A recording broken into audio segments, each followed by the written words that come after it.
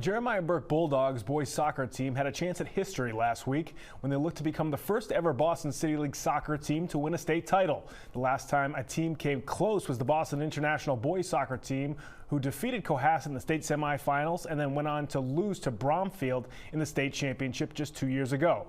Now fast forward 2 years, who's standing in the way of Burke making history? Cohasset and Bromfield.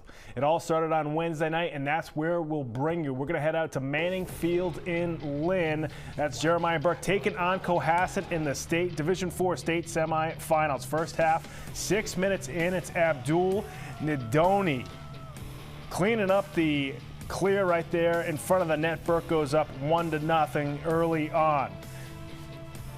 We're going to fast forward now just before the half. Rain really coming down here at Manning Field. Cohasset senior captain Kyle Osborne buries that one for the Skippers. He ties it up at 1 apiece. We go into the half tied 1-1.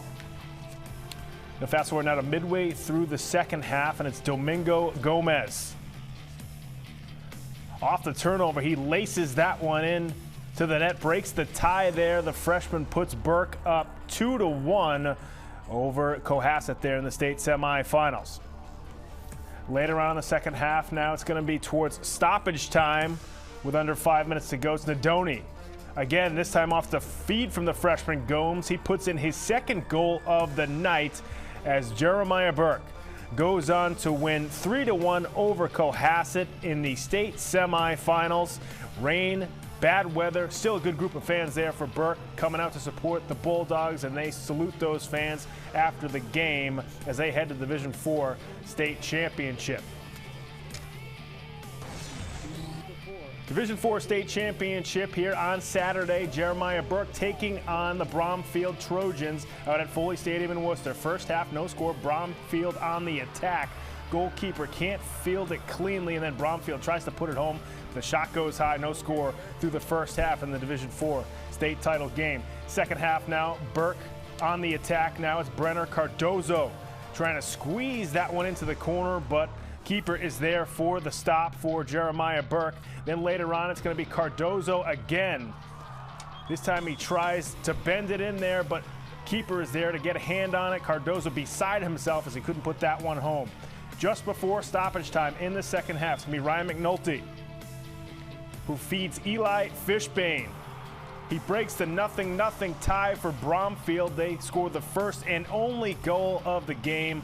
The Bromfield Trojans hang on to win the Division IV state title game 1-0. It's their third straight state championship in Division IV, 11th overall for the school. Fantastic game there in Worcester, but it was Bromfield who was able to hang on and win for the third year in a row.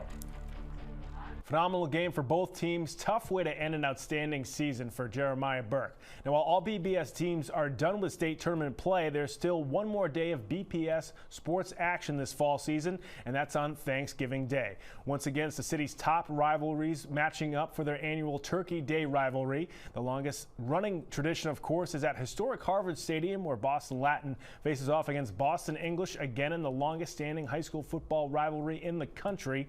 That game kicks off at 10 a.m. Then over at White Stadium, this rivalry only goes back a century. It's the East Boston Jets taking on the South Boston Knights for the 101st time. That game will start at 9:30 over at White Stadium. Then Latin Academy will take on O'Brien over at O'Brien High School at 10 a.m. Thanksgiving morning, with the winner of that game taking home the Boston North title. And up at Chelsea High, it's the Brighton Bengals traveling up to Chelsea to take on the Chelsea Red Devils, also at 10 a.m. So a healthy slate of games for you on Thanksgiving morning. Always a fun holiday tradition here in New England. And that's going to do it for sports this week, folks. Be sure to come right back here next time for more on Boston Neighborhood Sports.